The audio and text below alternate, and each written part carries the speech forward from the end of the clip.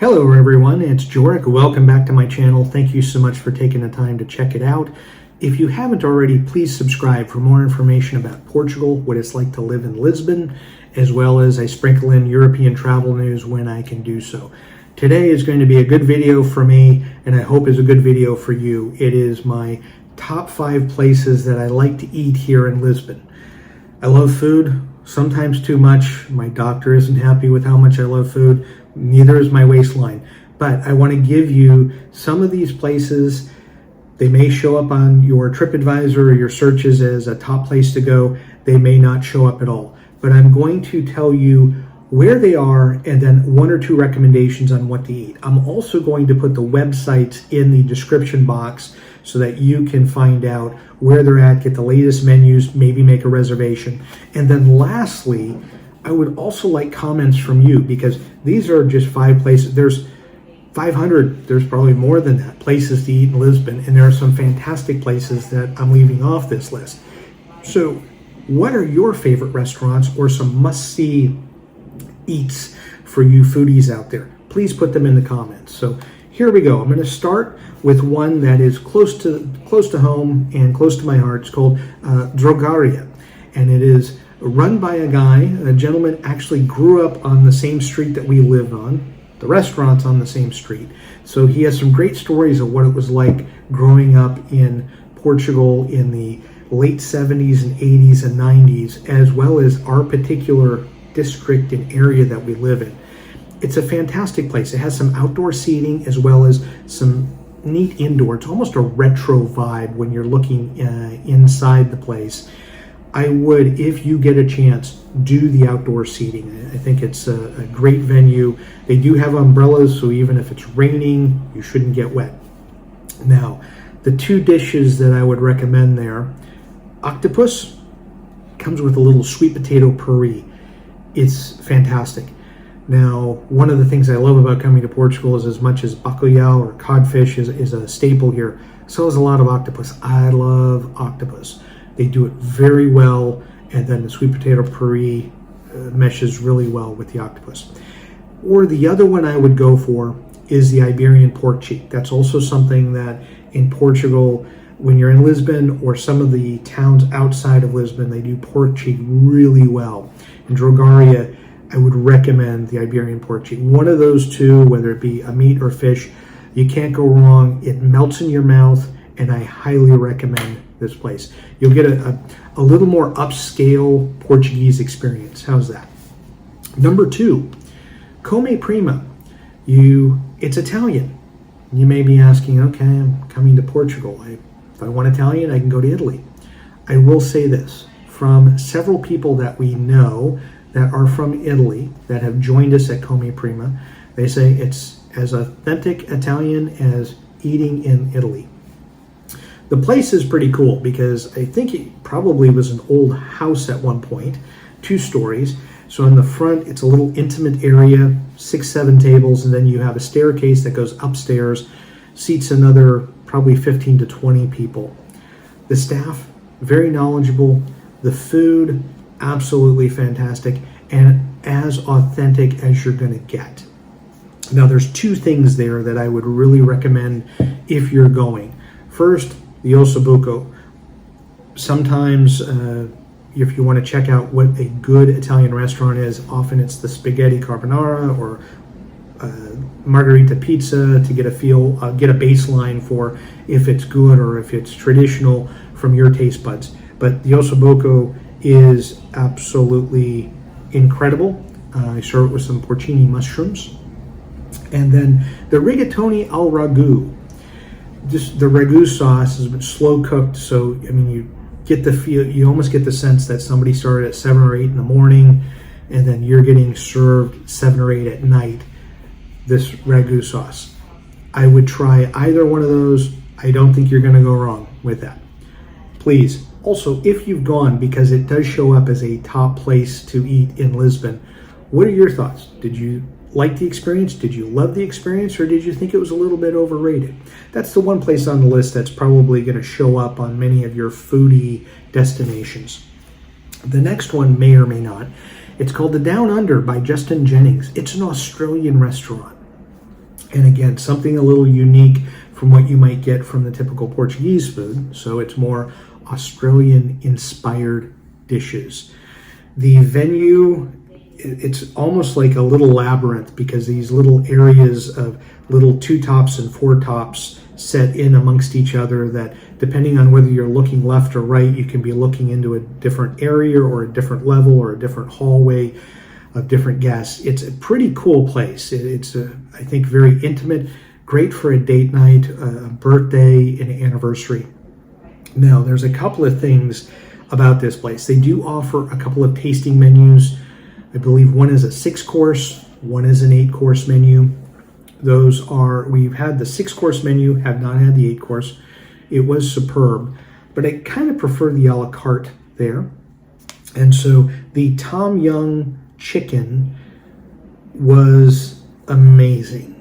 It is something that I don't know how authentically Australian it is because I've never been to Australia, but I got to tell you, it is fantastic. And they throw in a lemongrass risotto with it, and it's just something that just is my mouth is watering as I'm talking about it right now. The next one is the duck breast with smoked carrot, bok choy, and fig jam. The duck breast is done very well. It's something that even if you were not using a knife with your fork, you could cut it very easily. So it's just something that's just made to perfection. This place does a really good job. Hard to get into, so sometimes you have to make a reservation. You usually just can't show up and walk in. You have to make a reservation a week or 2 in advance. But I would say if you're coming to Lisbon, check it out. The next one, Tree Story. That's right, the name is Tree Story. It is a place that I've grown to love. We've been there maybe 6-7 times in the last couple of months. It's Georgian food from Georgia. And I don't mean the state in the United States, like Southern American or Southern food from America. I mean the country of Georgia. So we had no idea when we first went what to expect. But we liked it so much, we went back 2 nights later and then the following week. And when we have friends come to town, that's one of the first places that we want to take them is Tree Story. Again, it's not Portuguese by any stretch. It's something that's it's more ethnic, but it's absolutely a must. And I think that you will really enjoy it. They have kind of a small interior, probably seats 10 to 15 people in the front. But everyone goes to the back because the back is an outdoor area with patio, both covered and uncovered. You could probably seat maybe 30 or 40 people back there. That's where we choose to sit. And I got to tell you, there's a starter. I'm going to get the name wrong, but it looks like Bacali. It is something that is got spinach and spices and beets. And they come in 4, it almost looks like ice cream scoops. 2 beet scoops, 2 spinach scoops. I gotta tell you, I don't like beets. In fact, I hate beets.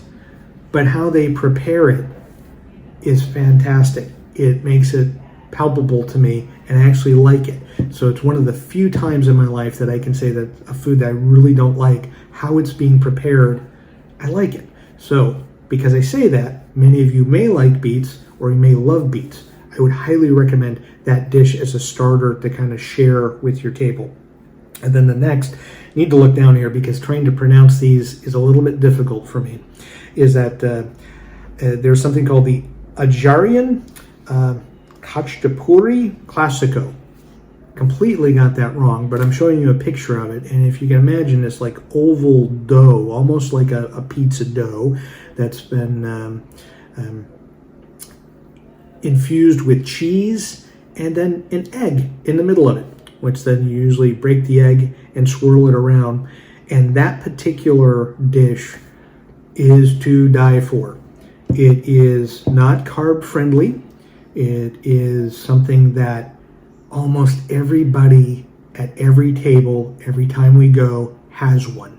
Whether that becomes their starter before their meal, that has to be their most produced item because everyone seems to go for it. It's amazing. Can't go wrong. Cheese, bread, eggs, it's a beautiful combination.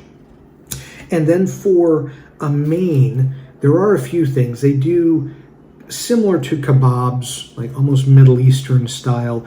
But the thing that I really like, it's beef in a tomato sauce, slow cooked tomato sauce. I'm going to try to say this name, but shashashuli de carne, and I probably butchered that, but it's basically bits of beef in this tomato sauce, and it has a little bit of kick in the tomato sauce, so it's perfect. It's got a great blend and great flavor. And as we usually share dishes, that's my recommendation at Tree Story, is get a couple of mains and a couple of appetizers and share them. Most of you probably watching this video may not know Georgian food. I certainly didn't. So one of the best ways to get introduced to new food is to try a few things and just share and get a feel for what you like. I think if you go, you will not be disappointed. They're also a place that you need to make a reservation. Now, not 1 to 2 weeks like Down Under, but usually a couple of days in advance. If you're looking to go, Tree Story will need that reservation. It's become very popular because it's unique dishes, and it probably is the only place in Lisbon serving Georgian style food. But please check it out. Last but not least, our favorite place that we like to go to for breakfast, lunch. They do a brunch menu as well, and every once in a while they're open for dinner too, and it's called Bloom. You may find it on Instagram or other places on Bloom Cafe Lisboa, but this place is just our go-to, and I gotta be honest, it doesn't disappoint. Every time we go, we have great service, we have fantastic food. It's the same food every time. If I order, for example, pancakes, I'm going to get the same pancakes, the same quality, texture, even like the same amount of blueberries on them if I'm getting the berry pancakes. Now, I will say there's a couple of dishes there that for my wife, her favorite is the shakshuka, which is kind of a tomato based with eggs, feta cheese, coriander mixed in, as well as other spices, some green peppers. It is amazing. And then they have this homemade pita bread that goes with it that is some of the best pita bread that I've ever had. Usually, you can see as I'm looking across as my wife's eating, she's taking the pita bread and just every little morsel that's left, she's trying to grab it because it's so good. I don't know if it's their top dish, but it is one that seems to get served often as I'm looking around at other people who are eating breakfast dishes or having brunch there. For me, I'm going to go in a weird option because I love their pancakes. They've got some really good burgers. Like their regular burger is amazing. Their chicken burger is awesome. But I'm going to go with something a little more decadent. It's called Guilty.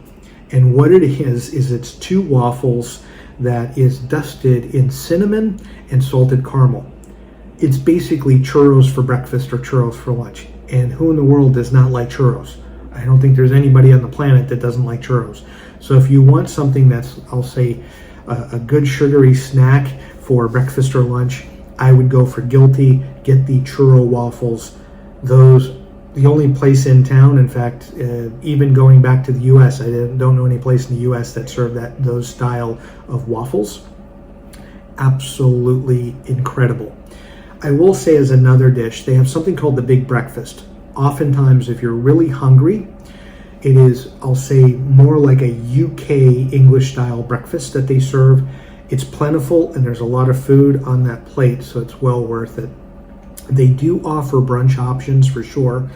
I would say if you want a burger, I would try out just their basic burger and try to compare that to other burgers that you've had. The buns are made fresh daily. The burgers are really good. I don't know what all they're putting in, but it's a fantastic burger, and it compares very well to other places that all they do are burgers, so a typical burger joint. So that's Bloom. I would really make an effort. Anytime you can get to Bloom, wherever you are in Lisbon, get an Uber, get a Bolt, walk if you're close enough, check the place out. You'll absolutely love it. So those are my top recommendations for food in Lisbon. I hope you can put in the comments all the places that you like and why. As always, thank you so much for checking out the channel and enjoy your travels.